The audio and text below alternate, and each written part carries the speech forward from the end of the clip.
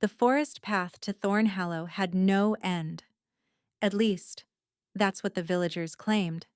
They said the trees grew closer together the deeper you walked, that the sunlight forgot how to reach the ground, that the man who lived at the end of that path hadn't been seen in 7 years because anyone who went looking never came back. Seraphine Valon didn't believe in ghost stories, but as the canopy above swallowed the last traces of afternoon light, as the temperature dropped and the silence grew thick enough to choke on, she began to wonder if belief mattered when the darkness felt this real. Her hands trembled at her sides.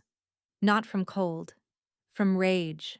3 days ago, she'd been standing in her father's study, watching Lord Aldrich Mercer smile that patient, poisoned smile as he explained exactly what would happen to her family. "Your father's debts have come due, Miss Valent." Aldrich had circled the room like a cat with a cornered mouse, his pale eyes never leaving her face. 12,000 sovereigns, a considerable sum. "You know he's ill. You know he can't—" "I know many things." Aldrich stopped before her, close enough that she could smell his cologne, something expensive masking something rotten. "I know your mother died paying for treatments that didn't work. I know your younger sister Elise is 15 and utterly dependent on you. I know your estate is the last valuable thing your family owns. What do you want?" "A simple errand. Nothing more." His mother, Lady Isolde Mercer, had watched from the corner, her silver hair immaculate, her expression carved from ice. She was the true architect of the Mercer fortune. Everyone knew it. Aldrich was merely the face she presented to the world. "There's a man who lives in Thornhallow," Lady Isolde said, her voice like silk drawn over a blade. "He possesses something that belongs to our family. A document. Retrieve it for us, and your father's debts will be forgiven." "Thornhallow?" Seraphine's blood chilled. "You mean the ruins? Where the monster lives?" "Yes." Aldrich's smile widened. "The beast of Thornhallow, they call him. Killed his own brother, they say.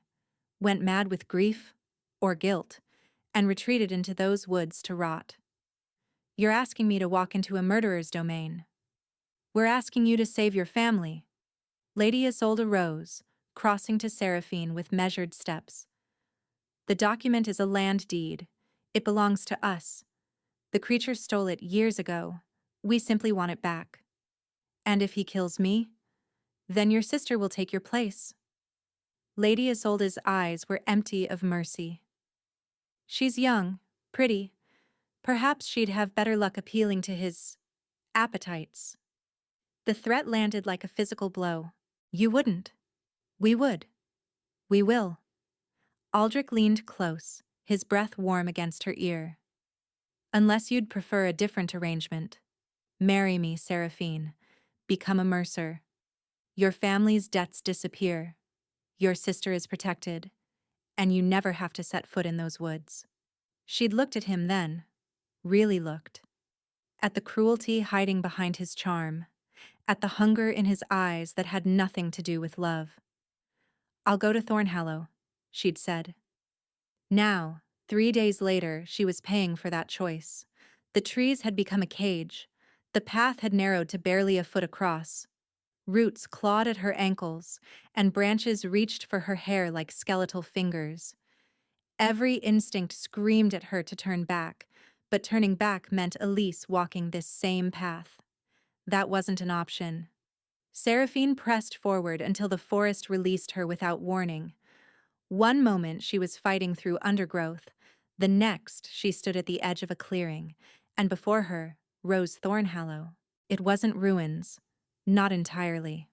The manor house loomed against the darkening sky, all gray stone and shattered windows, ivy crawling up its walls like veins on a dying man. But lights burned in the lower floors. Smoke curled from a chimney. Someone lived here. Someone was waiting. The front door stood open. An invitation or a trap? She couldn't tell. Seraphine climbed the crumbling steps, her heart hammering against her ribs. She crossed the threshold into darkness, into silence, into the domain of the man everyone feared. Behind her, the door slammed shut, and from the shadows, a voice spoke.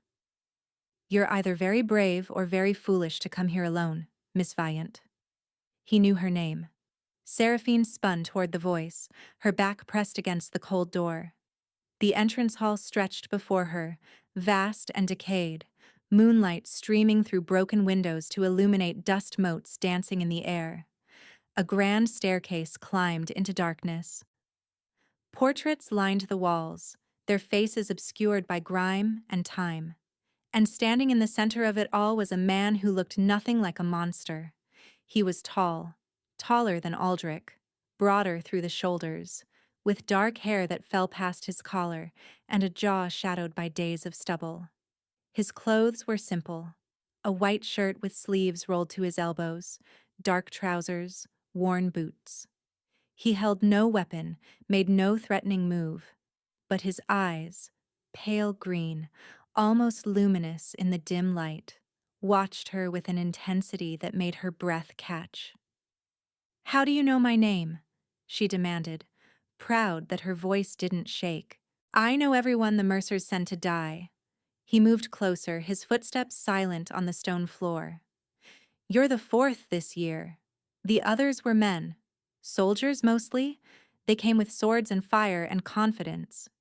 He stopped an arm's length away. "You came with nothing but a thin cloak and terror in your eyes. Why? I'm not here to fight you." "No? Then why are you here?" "To retrieve a document. A land deed. Lady Isolde says you stole it." Something flickered across his face. Amusement or anger, she couldn't tell. "Lady Isolde says many things. Most of them are lies." "So you don't have it?" "I didn't say that." He circled her slowly, assessing. "I said she lies. There's a difference." Seraphine's legs threatened to give out beneath her. The journey, the fear, the days without proper sleep. It all crashed over her at once. She swayed. Strong hands caught her before she hit the ground. "When did you last eat?" His voice was different now, still rough, but threaded with something that might have been concern. "Yesterday, maybe the day before. I don't remember." He cursed under his breath, then lifted her as if she weighed nothing. Seraphine's instinct was to fight, but her body refused to cooperate. She was carried through the decaying hall, past doors hanging from hinges, past rooms filled with covered furniture, until they reached a kitchen that blazed with warmth. A fire roared in the hearth. A pot of something savory hung over the flames.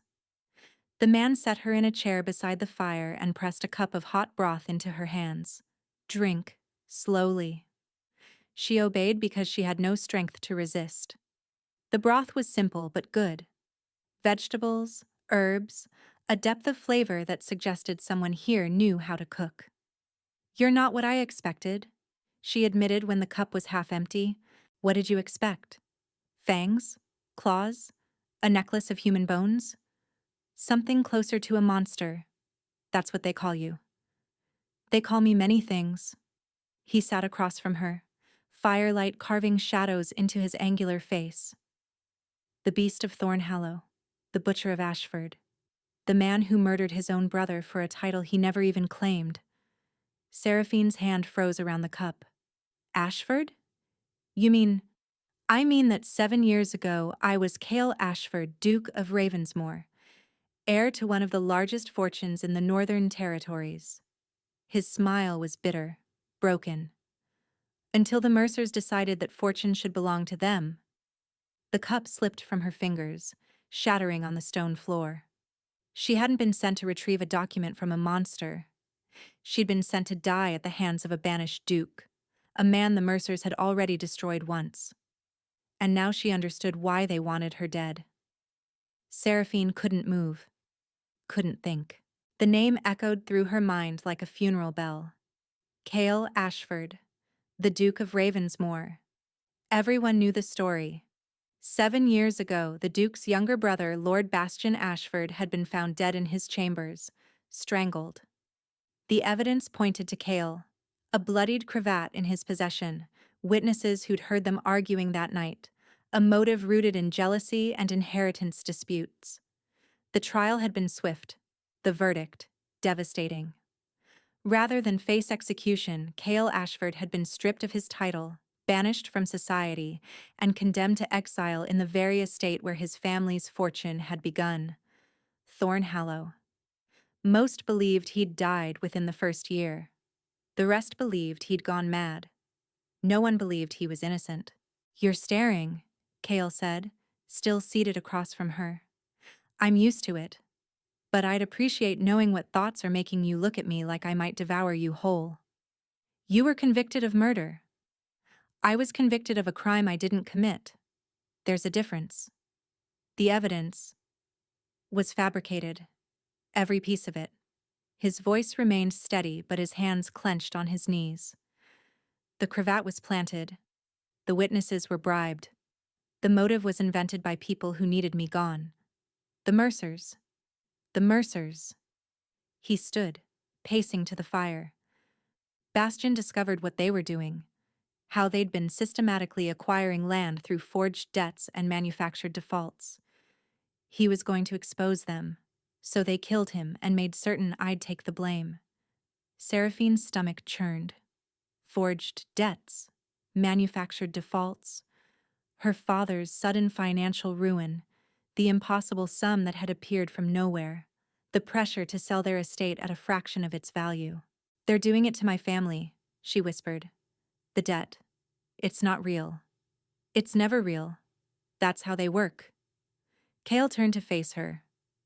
"They identify vulnerable families, fabricate obligations, and then offer a choice.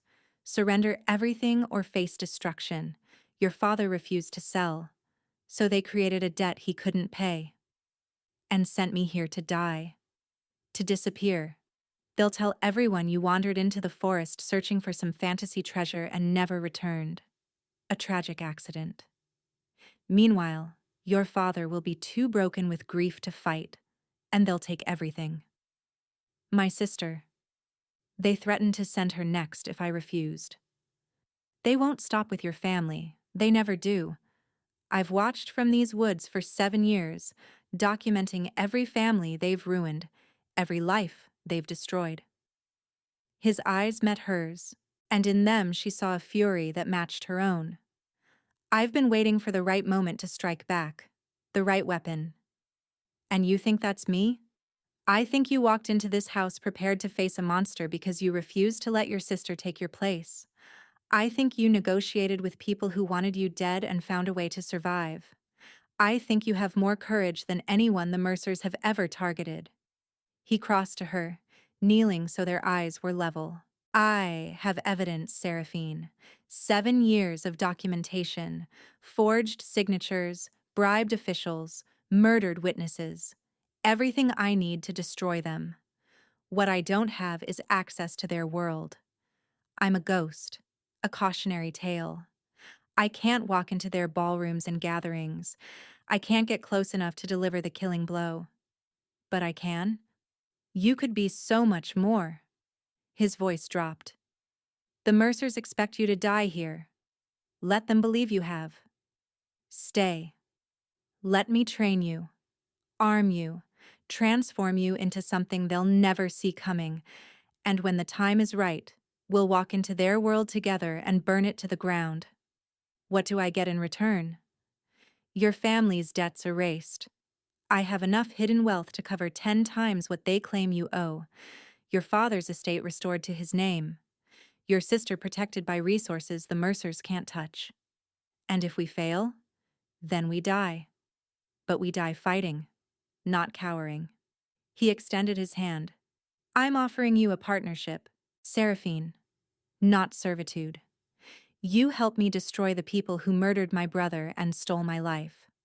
I help you save your family and claim vengeance for everything they've taken from you." Seraphine looked at his hand.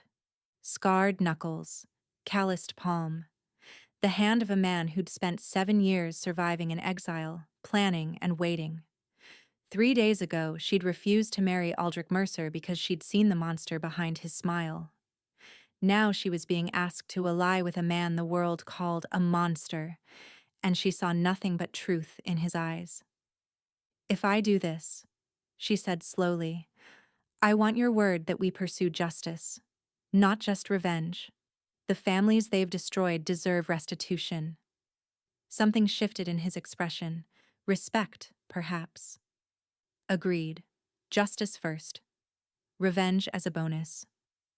"And if I ever become a liability, if my presence puts the mission at risk, you let me walk away. No arguments. You have my word?" Seraphine took his hand. His grip was firm, warm, and in that moment, a pact was sealed that neither of them fully understood. "Welcome to the war, Miss Violent," Kyle said quietly. "Rest tonight. Tomorrow, your training begins."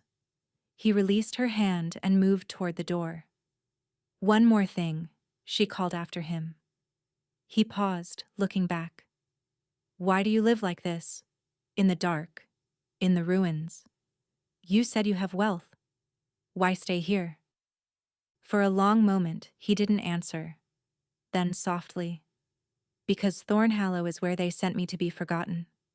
I stay to remind myself every single day what they took from me." His eyes hardened. "And to make sure that when I finally emerge, I remember exactly why they need to fall."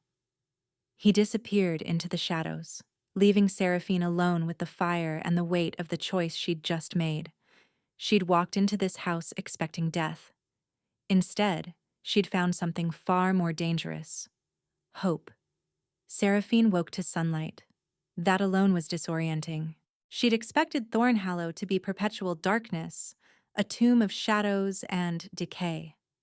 Instead, warm morning light streamed through clean windows, illuminating a bedroom that was modest but comfortable. Fresh linens, a wash basin with actual soap, a dress laid across a chair, simple gray wool, but well made. Someone had been here while she slept. She dressed quickly, her body still aching from the journey, and opened the door to find a hallway that looked nothing like the ruined entrance she'd stumbled through the night before. The decay, she realized, was a mask. Beyond the crumbling facade of Thornhallow's public face lay a functioning household. As she walked, she discovered rooms that had been carefully restored, a library stacked with books, a sitting room with furniture that gleamed with polish, a dining hall where the scent of fresh bread lingered in the air, and people. There were people here. A woman with silver-streaked hair emerged from a doorway carrying linens. She stopped when she saw Seraphine, her weathered face breaking into a cautious smile. "You're awake. Good. His Grace said you'd sleep through breakfast, but I kept a plate warm." "His Grace?" "Old habits." The woman extended her hand. "I'm Marin. I've managed this household for 30 years, through the old Duke, through Master Kale, through the exile. Come, you need food before he works you into the ground." Seraphine followed Marin to the kitchen, where the promised plate waited: eggs, bread, preserves, a pot of strong tea. She ate while Marin talked, learning that Thornhallow sheltered 11 souls, servants who'd refused to abandon Kale after his conviction, farmers from neighboring lands who'd lost everything to Mercer schemes, a blacksmith whose testimony against the family had cost him his trade. "We're the forgotten," Marin explained. "The ones they tried to silence. His Grace gave us a home when no one else would. He built a sanctuary. He built an army." Marin's eyes hardened. "Every person here has a reason to want the Mercers destroyed. We've been waiting 7 years for the chance." After breakfast, Marin led her to the manor's east wing, where Kale waited in a room that had been converted into a training space. Mats covered the floor. Weapons lined the walls: swords, daggers, staffs. A wooden dummy stood in the corner, its surface scarred from countless strikes. "You're late," Kale said without turning. "I was learning that your ruined manor is actually a secret fortress filled with people who want to burn the Mercers to ash. Now you know why I chose Thornhallow." He faced her, and in the daylight she could see the toll of 7 years in exile, the fine lines around his eyes, the scar that traced his jaw, and the way he held himself like a man who'd forgotten how to relax. The world thinks I'm dead or mad. That makes this place invisible. No one looks for threats in a grave. Clever. Necessary. He tossed her a wooden practice sword. Let's see what I'm working with. She caught it clumsily. I've never held a sword in my life. Then today you learn. The next hour was brutal. Kale demonstrated stances, grips, basic strikes, then made her repeat them until her arms burned and her legs trembled. He corrected her posture with sharp commands, adjusted her grip with impersonal efficiency, and pushed her past the point where she wanted to quit. When he finally called a halt, Seraphine collapsed onto a bench, gasping. "You're weak," Kyle said. "Untrained. Soft from a life of drawing rooms and embroidery. Thank you for the encouragement. I'm not finished." He crouched before her, forcing her to meet his eyes. "You're also stubborn, quick to learn, and you didn't complain once. That's more than most soldiers manage on their first day." Was that a compliment? It was an observation. He stood. "Tomorrow we add footwork. The day after, defense. By the end of the month, you'll know enough to survive a fight.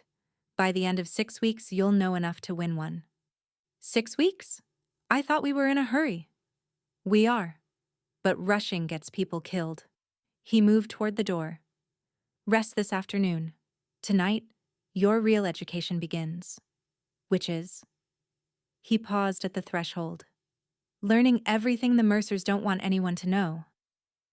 That evening, Kale took her to a room she hadn't discovered during her morning exploration, a hidden study behind a false wall in the library. Inside, every surface was covered with documents, maps marked with red pins, ledgers filled with columns of numbers, letters, some yellowed with age, others fresh enough that the ink still smelled sharp. 7 years of evidence, Kale said quietly. Every family they've destroyed. Every debt they've fabricated. Every official they've bribed. Every witness they've silenced. Seraphine moved through the room, overwhelmed. This is enough to bring them down. This is enough to make accusations. Bringing them down requires proof they can't deny, witnesses they can't discredit, and a stage where the whole world is watching. He pulled a document from the wall. And this. She took it. A land deed, ornate and official, bearing a seal she didn't recognize. "This is what they sent me to retrieve. This is the original deed to Ashford lands, lands the Mercers claim they purchased legally from my father before his death. But this deed proves my father never sold. The signature on their version is forged. If this becomes public, their entire empire unravels." "Then why haven't you used it?"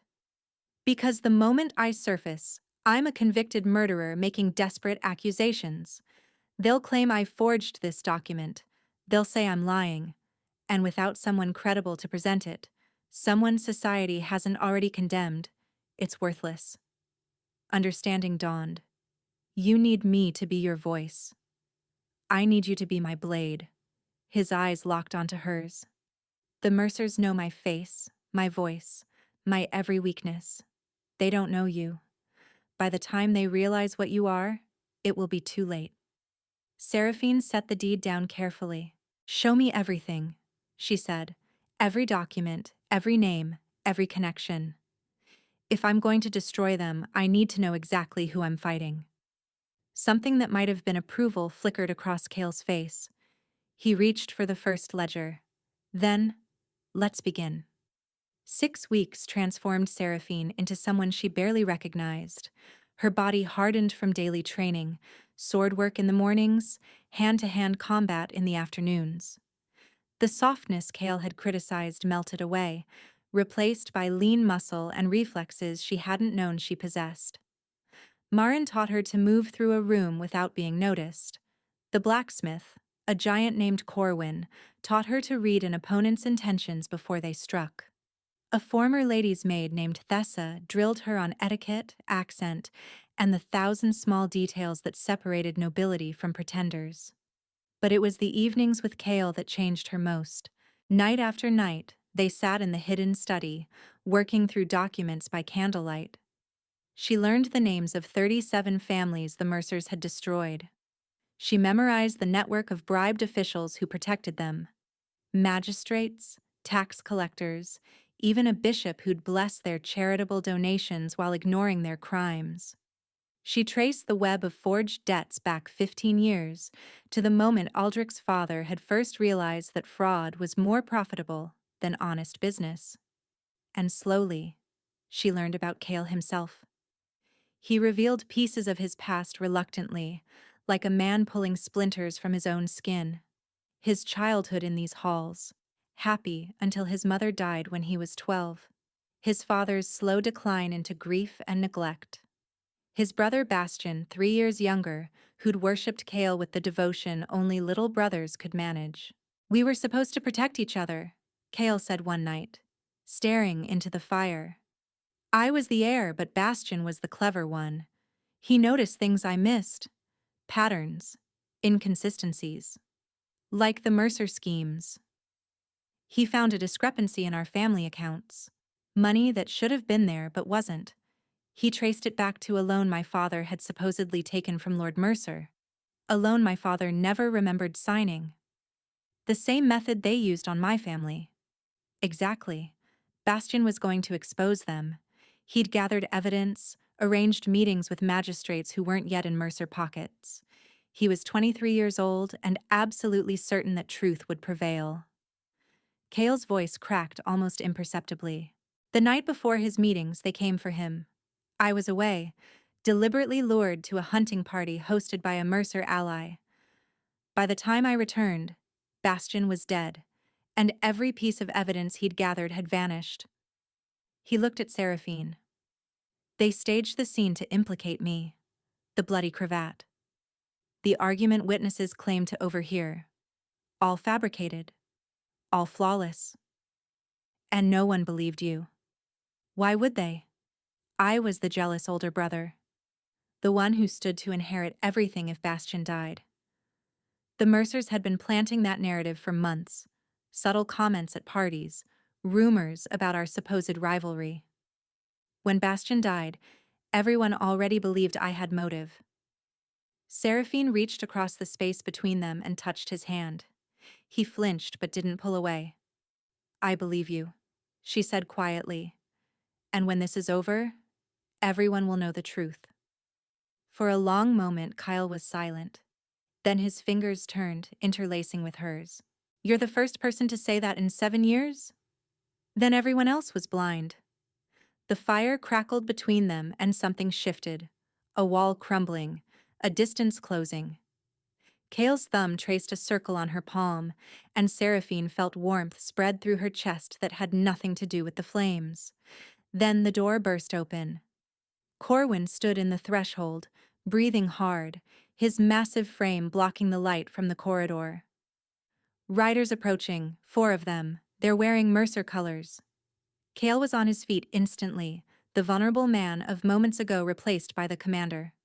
"How far?" 10 minutes, maybe less." "Seraphine, stay here, don't make a sound." He was already moving. "Corwin, gather the others.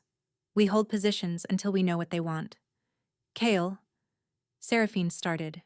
He turned at the door, his expression fierce. "They can't know you're alive. If they find you here, everything ends. Stay hidden, promise me." She wanted to argue, wanted to. Every instinct screamed to fight beside him. But she saw the truth in his eyes. This wasn't about protecting her from danger. It was about protecting 7 years of planning from collapsing in a single night. "I promise." He disappeared into the darkness, leaving her alone with the evidence of crimes that could destroy an empire, and the terrifying certainty that the Mercers had found them far sooner than anyone expected. The riders didn't attack. Seraphine watched from a hidden alcove as Cale met them at the gates, 4 men in Mercer livery, led by a captain with a scarred face and suspicious eyes.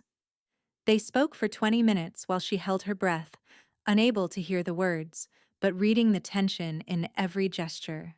Finally, the riders turned and vanished back into the forest. Cale found her in the study an hour later, his expression unreadable. They weren't looking for you. Not specifically. Then what? Lady Isolde has declared you officially dead. A tragic accident. You wandered into the forest, became lost, fell victim to the wilderness or the monster. Your father has been informed. Your sister is being comforted by Aldrich himself. The words hit like physical blows. Elise, they're going to... Not yet. The riders were here to confirm that no one had passed through Thornhallow recently. Routine patrol. They suspect nothing. But they're getting closer to my sister. Which means we need to move faster. Cale spread a map across the table. There's an opportunity. 3 weeks from now, Lord Ashworth is hosting his annual autumn ball. Every family of consequence will attend, including the Mercers. You want me to go? Alone? I want you to go as Lady Evangeline Ashworth, Lord Ashworth's niece, recently returned from 5 years abroad. He owes me his life, long story, and he's agreed to provide the cover. Seraphine studied the map. I walk into a ballroom filled with people who know my face. If anyone recognizes me, that's why we test it first. Cale pointed to a mark on the map. The village of Millbrook. Market day is tomorrow. It's small, but several merchants who do business with the Mercers will be there. You go as Lady Evangeline. You interact. You observe. You gather information. If the disguise holds against people who've never met you, we'll know it can hold against those who have. And if it doesn't hold, then we adjust. Learn. Try again. His eyes met hers. You've trained for 6 weeks. You've learned their secrets, their methods, their weaknesses. Tomorrow you prove you can use that knowledge. She should have been terrified. Instead, she felt something closer to anticipation. Whoa, what exactly am I looking for in Millbrook? There's a merchant named Renard Sloane. He handles the Mercer's rural accounts, debt collection, property transfers, the dirty work that stays far from London drawing rooms. Get close to him. Learn what he knows about upcoming acquisitions. You think he'll talk to a stranger? I think he'll talk to a beautiful woman who shows interest in investment opportunities. A ghost of a smile crossed Cale's face. You underestimate your own weapons, Seraphine. The next morning, Seraphine rode into Millbrook wearing a dress of deep blue silk, her hair styled in the latest fashion, every inch the wealthy noblewoman exploring the countryside. Thessa had transformed her. Cosmetics to alter her features, posture adjustments that changed how she moved, an accent polished to aristocratic perfection. The market buzzed with activity. Seraphine moved through the crowd, playing her role, examining fabrics, inquiring about prices, letting her fabricated wealth speak for itself. Renard Sloane found her within the hour. He was a thin man with clever eyes and ink-stained fingers, exactly the type to manage someone else's crimes while keeping his own hands technically clean. My lady, forgive my forwardness. I couldn't help but notice your interest in our local wares. I'm Renard Sloane. I handle certain investment opportunities for discerning clients. What sort of opportunities? Land, primarily. The Northern Territories are experiencing a period of transition, properties becoming available at remarkably favorable rates. Favorable for whom? His smile was oil on water. For those wise enough to act quickly. Seraphine spent 30 minutes extracting information, the names of families facing foreclosure, the timeline for upcoming seizures, the identity of a magistrate who'd recently been convinced to expedite certain proceedings. Sloane talked freely, seeing only a wealthy woman to impress, never suspecting she was cataloging every word for use against his masters. When she finally excused herself, her mind was racing. She rode back to Thornhallow as the sun began to set, finding Cale waiting at the gates. Well, 3 families targeted for next month. A magistrate named Vance who's been taking bribes for 2 years. And a property seizure scheduled for the week before the Ashworth Ball. A widow named Mrs. Caldwell whose husband died in a suspicious accident. Cale's expression shifted. You got all that in one conversation? Sloane likes the sound of his own voice. I just had to listen. And no one recognized you? No suspicions? I was Lady Evangeline Ashworth, recently returned from abroad looking for investment opportunities. She dismounted, unable to hide her satisfaction. The disguise held perfectly. For a moment, Cale simply looked at her. Then, slowly, he smiled. A real smile, the first she'd seen that reached his eyes. You're ready. I know. The Ashworth Ball is in 3 weeks. The Mercers will be there. Aldrich, Lady Isolde, everyone who matters. He took her horse's reins, his hand brushing hers. 3 weeks, and we walk into their world. Seraphine met his gaze, feeling the weight of everything they'd built settling onto her shoulders. 3 weeks, she agreed. And then we make them pay. The Ashworth estate glittered like a jewel against the autumn night. Hundreds of candles blazed in every window, their light spilling across manicured gardens where guests strolled in silks and velvets. Carriages lined the drive, each one bearing crests of families whose names Seraphine had memorized from Cale's documents. She sat beside him in Lord Ashworth's private carriage, her hands steady despite the storm raging in her chest. Remember, Cale said quietly, you are Lady Evangeline Ashworth. You've spent 5 years in Vienna. You're curious about English society but slightly bored by its provincial concerns. You find Aldrich Mercer charming but transparent. And if he recognizes me? He won't. You're not the woman he pushed into desperation 2 months ago. You're someone entirely new. Cale's hand found hers in the darkness. But if something goes wrong, find me. Don't try to handle it alone. You'll be there? Inside? Lord Ashworth is introducing his reclusive business partner from the continent, a man named Cale Varenne.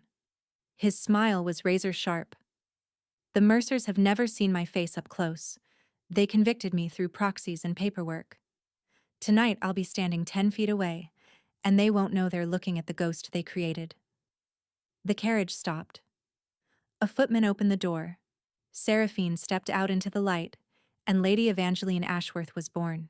The ballroom was overwhelming, a sea of faces, a symphony of conversation, the weight of wealth pressing in from every direction. Lord Ashworth, a silver-haired man with kind eyes and a soldier's bearing, greeted her warmly and made introductions that established her cover with practiced ease.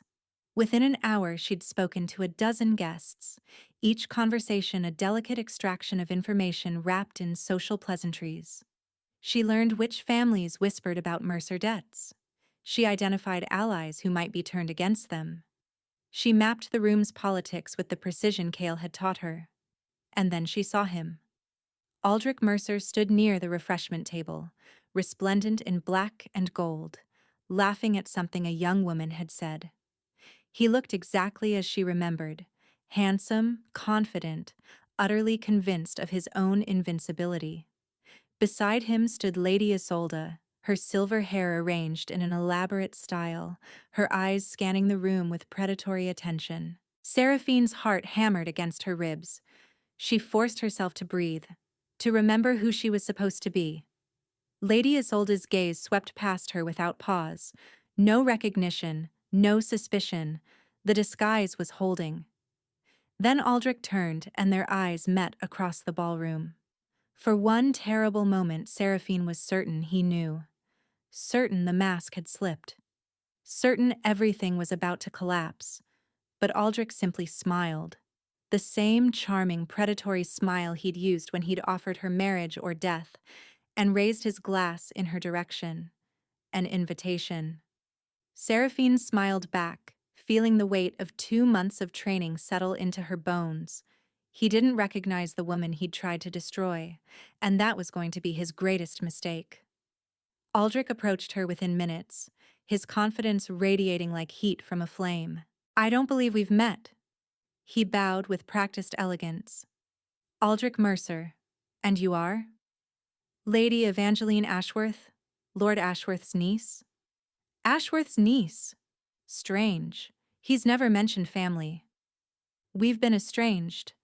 5 years in Vienna tends to create distance." She accepted the glass of champagne he offered. "But I grew tired of continental society. English gentlemen are so much more direct." "Direct?" His smile widened. "Is that a compliment or a criticism?" "That depends entirely on the gentleman." They talked for 20 minutes, and Seraphine played her role flawlessly. Interested but not eager, intelligent but not threatening, beautiful but not desperate. Aldrich preened under her attention, revealing more with every boast about Mercer investments and influence. Across the room, she caught glimpses of Cale moving through the crowd as the mysterious Mr. Varon. He spoke with bankers, politicians, minor nobles, each conversation another thread in the web they were weaving. Then Lady Isolde appeared at Aldrich's elbow. "My son neglects his duties." Her voice was frost-wrapped in silk. "There are other guests who deserve his attention." "Mother, I was simply—" "I know what you were doing." Lady Isolde's eyes fixed on Seraphine, and this time the assessment was thorough. "Lady Evangeline, is it? You have a familiar quality. Have we met before?" "I don't believe so, Lady Mercer." Perhaps you simply remind me of someone." She didn't look away. "Someone who disappointed us greatly." Seraphine's pulse spiked, but her expression remained serene. "I hope I prove less disappointing." "We shall see." Lady Isolde took Aldrich's arm. "Come. Lord Ashworth wishes to introduce his business partner, some foreign investor. We should assess whether he's useful." They moved away, and Seraphine released a breath she hadn't realized she'd been holding. Too close. Lady Isolde suspected something, even if she couldn't identify what. She needed to warn Cale, but before she could move, a hand closed around her elbow. "Lady Evangeline." A man's voice, unfamiliar. "A word in private, if you please." She turned to find a young man with nervous eyes and ink-stained fingers. It took her a moment to place him. Renard Sloane, the merchant from Millbrook. "Mr. Sloane, what a surprise." "I thought so too." His grip tightened. "Because I've been thinking about our conversation, about the questions you asked, and I've realized something quite interesting." "Oh? You're not Lady Evangeline Ashworth. I don't know who you are, but you're not her." His voice dropped to a whisper. "And I think Lady Mercer would pay handsomely to learn that someone is impersonating nobility at this ball." Seraphine's blood ran cold. "You're mistaken." "Am I? Then you won't mind if I share my concerns with our hosts." He smiled, and it was nothing like the eager merchant she'd manipulated in Millbrook.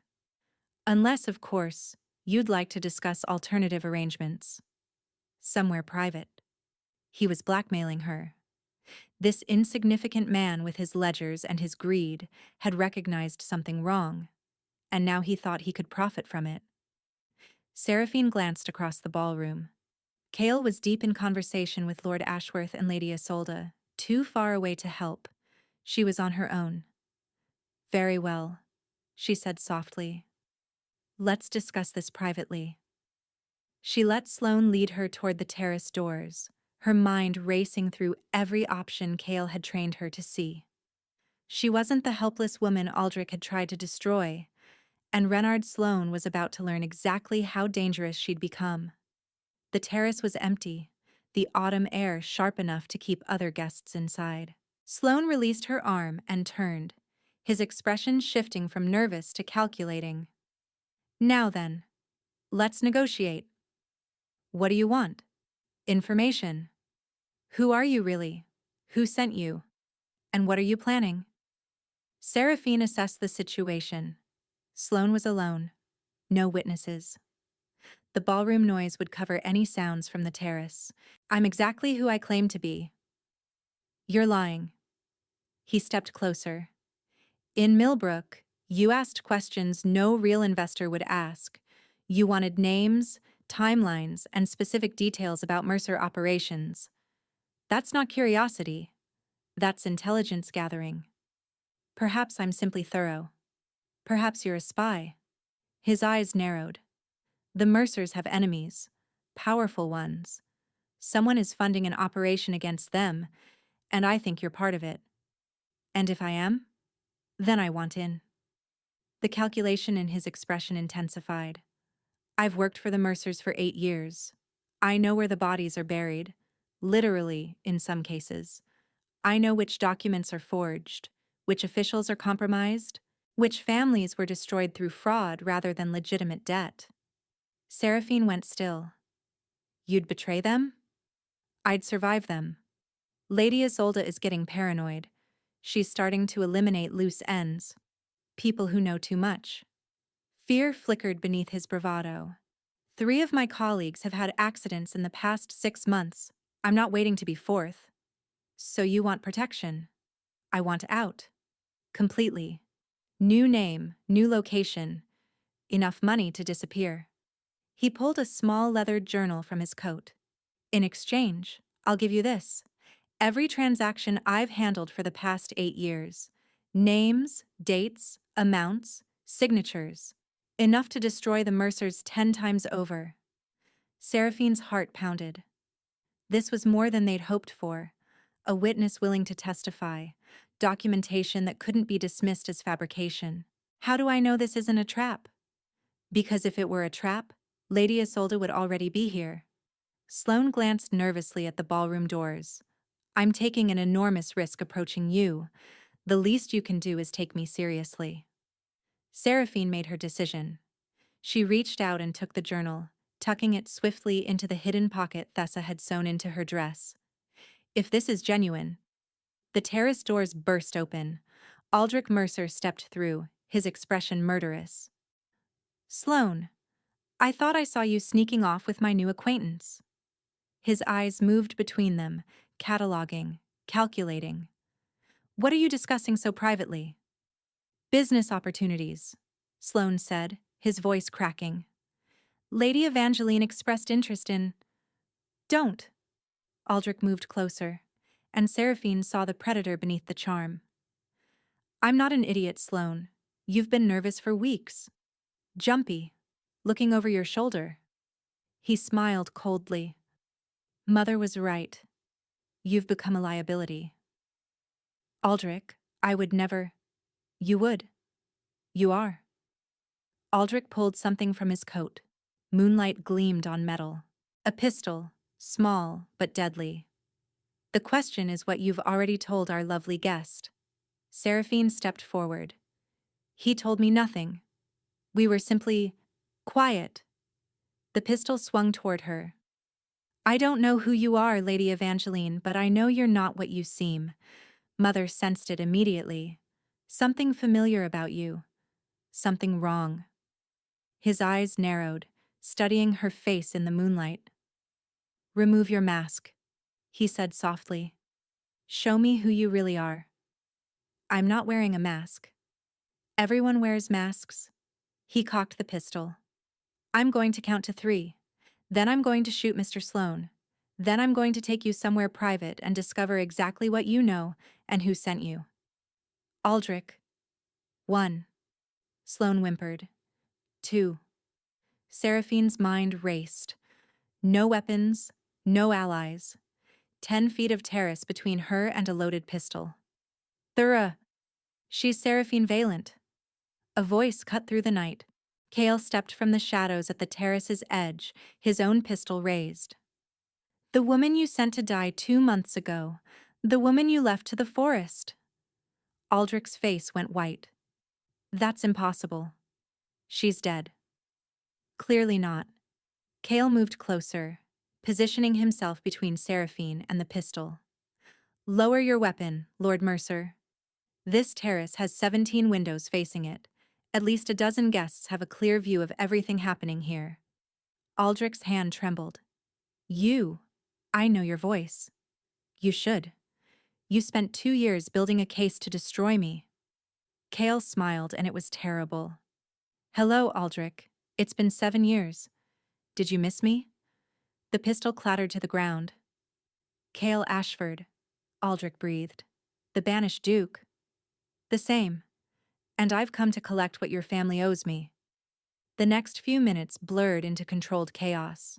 Lord Ashworth appeared with 2 trusted footmen, securing Aldrich and Sloane in separate rooms, while Cale and Seraphine retreated to a private study. The ball continued below, guests unaware that everything had shifted. We need to move quickly, Cale said, pacing before the fireplace. Aldrich will be missed. Lady Isolde will come looking. We have maybe an hour before this becomes public. Sloane gave me his journal. I have it. Seraphine pulled the leather book from her hidden pocket. 8 years of transactions. Cale took the journal, scanning pages with growing intensity. Names, dates, amounts. This is everything, Seraphine. Combined with the land deed, this is everything we need. Sloane wants protection. Safe passage out of the country. He'll have it, after he testifies. Cale set the journal down, his expression shifting. You could have been killed tonight, if I'd been 30 seconds later. But you weren't. I almost was. I was across the ballroom when I saw Aldrich follow you. By the time I reached the terrace, he stopped, his jaw tight. I thought I'd lost you. You didn't. This time. He crossed to her, close enough that she could see the fear beneath his control. When this started, you were a weapon, a means to an end. I told myself that keeping you alive was strategic. And now? Now the thought of losing you makes strategy irrelevant. His hand rose to her face, trembling slightly. Somewhere between training sessions and midnight research, between watching you transform into someone extraordinary, I stopped seeing a weapon and started seeing… What? Everything. His voice broke on the word. You're everything, Seraphine. And I don't know when that happened or how to handle it. But I know that if Aldrich had hurt you tonight, I would have burned this entire estate to the ground. Seraphine's breath caught. Cale, I know this isn't the time. I know we have an hour before everything explodes. I know. She kissed him. Not strategically. Not for show. She kissed him because 6 weeks of proximity had become something neither of them planned, because his hands on her face felt like coming home, because the man everyone called a monster had shown her more tenderness than anyone who'd claimed to love her. When they finally pulled apart, breathless, Cale rested his forehead against hers. That was unexpected, he murmured. That was inevitable. She smiled despite everything. We can figure out what it means later. Right now, we have an hour to destroy the Mercers. Together? Together. A knock shattered the moment. Lord Ashworth's voice came through the door. We have a problem. Lady Isolde is demanding to see her son, and she's brought reinforcements. Cale and Seraphine exchanged glances. The final battle had begun. Lady Isolde Mercer stood in the center of Lord Ashworth's great hall, flanked by 6 armed men who'd arrived under the pretense of family security. Her silver eyes swept the room with barely contained fury. Lord Ashworth, this is most irregular. My son has been detained without explanation. I demand his immediate release. Your son was detained because he drew a weapon on 2 of my guests. Lord Ashworth's voice was steel. Attempted murder at a social function tends to raise concerns. Lies. Aldrich would never. I witnessed it personally. Cale stepped forward, and the room went silent. As did Miss Valiant. Lady Isolde's gaze snapped to him, then to Seraphine standing at his side. Recognition dawned slowly. First confusion, then disbelief, then a fury so intense it seemed to crack her icy composure. You. The word was poison. You're supposed to be dead. Both of you. Disappointment seems to follow your family, Lady Mercer. Seraphine moved closer, feeling the weight of every person watching. Lord Ashworth's guests, drawn by the commotion, crowding into doorways and along the gallery above. Your son sent me into the forest to die. I survived. Your family convicted an innocent man of murder. He survived. Now we're here to collect what you owe. This is absurd. Guards, remove these impostors. No one moved.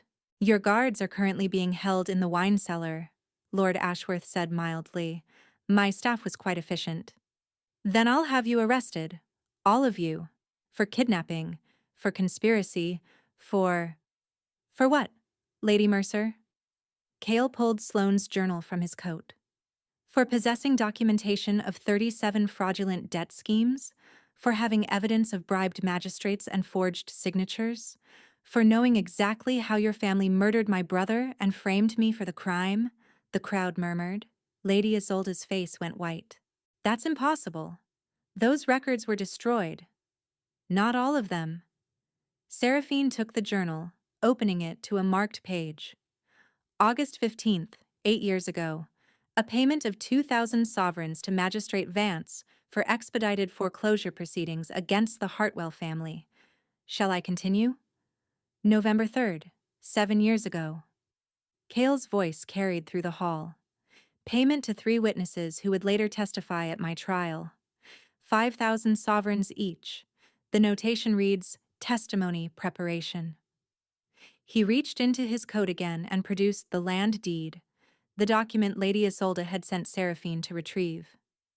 And this, the original deed to Ashford Lands, the one that proves my father never sold to your family, the one that proves the signature on your version is a forgery. The murmurs grew to shocked exclamations. This is fabrication, Lady Isolde snarled. Desperate lies from a convicted murderer and his accomplice. Then you won't mind an official investigation. Lord Ashworth stepped forward. I've already sent riders to London. The Lord Chancellor will arrive by tomorrow evening, as will representatives from every family named in this journal. You have no authority. I have the authority of truth. Seraphine faced the crowd directly. My name is Seraphine Vaillant. 2 months ago, Aldrich Mercer threatened to destroy my family unless I married him or retrieved a document from a man he called a monster. When I refused the marriage, he sent me into the forest, expecting me to die. She let the words land.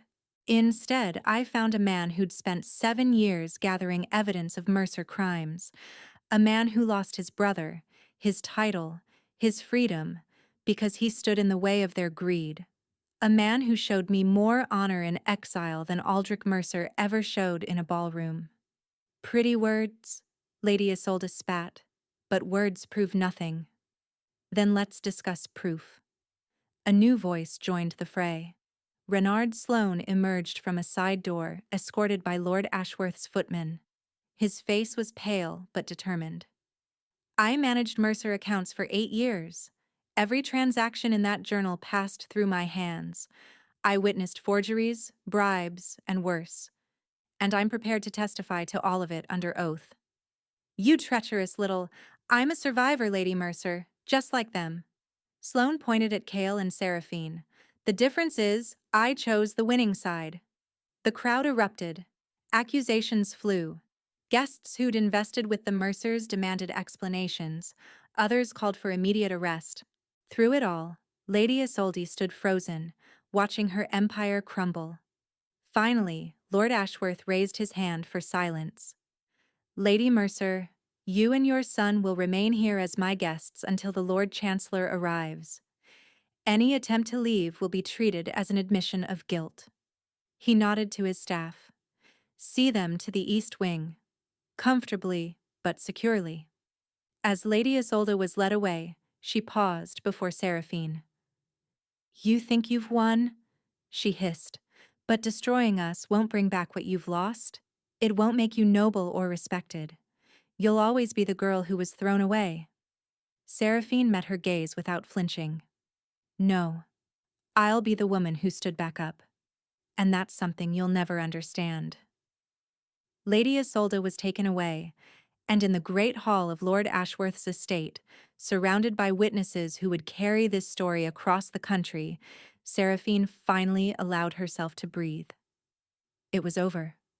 They'd won. The investigation took 3 weeks. The Lord Chancellor arrived as promised, bringing magistrates and investigators who combed through every document in Sloane's journal and verified the land deed's authenticity. One by one, the Mercer crimes were exposed. Forged debts were nullified. Seized properties were returned. Bribed officials were arrested and tried. Lady Isolde and Aldrich Mercer were convicted of fraud, extortion, and, when witnesses finally came forward, the murder of Bastian Ashford. They would spend the rest of their lives in prison, stripped of title, wealth, and the power they'd wielded for decades. Cale's name was cleared. The banished Duke became a symbol of justice, a man who'd survived exile and emerged to destroy the corruption that had nearly destroyed him. The king himself issued a formal restoration of his title and lands, but Cale seemed less interested in his recovered dukedom than in the woman who'd helped him reclaim it. 3 months after the Ashworth ball, Seraphine stood in the gardens of Thornhallow, no longer a decaying ruin, but a home restored to life. Her father had recovered enough to walk her through the grounds. Her sister Elise ran ahead, laughing at something Marin had said. "You seem happy?" Kyle appeared beside her, his presence as steady as it had become essential. "I am happy." She turned to face him. "My family is safe. The Mercers are gone. And I'm standing in a garden with a man who taught me that survival isn't just about enduring. It's about becoming something stronger than what tried to break you. I had excellent material to work with. Flatterer. Truth-teller." He took her hand. "Seraphine, I've spent the past 3 months trying to find the right words for what I want to say. I've written speeches, practiced declarations, planned elaborate gestures. And every time I try to be eloquent, I remember that you're the woman who walked into a monster's lair to save her sister. You don't need poetry. You need honesty." He knelt. "I love you. Not because you help me destroy my enemies. Not because you're brave or brilliant or beautiful, though you're all of those things. I love you because you saw the man beneath the monster when no one else would look. You believed in me when I'd forgotten how to believe in myself."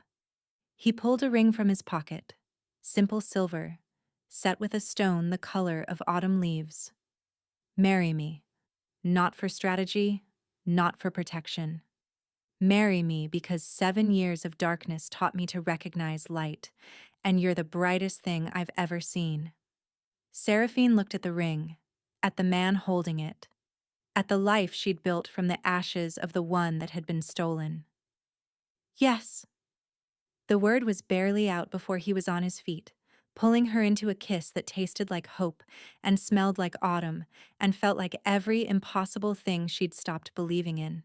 When they finally broke apart, Elise was applauding from the garden path, and Seraphine's father was wiping his eyes, and Marin was pretending she wasn't crying.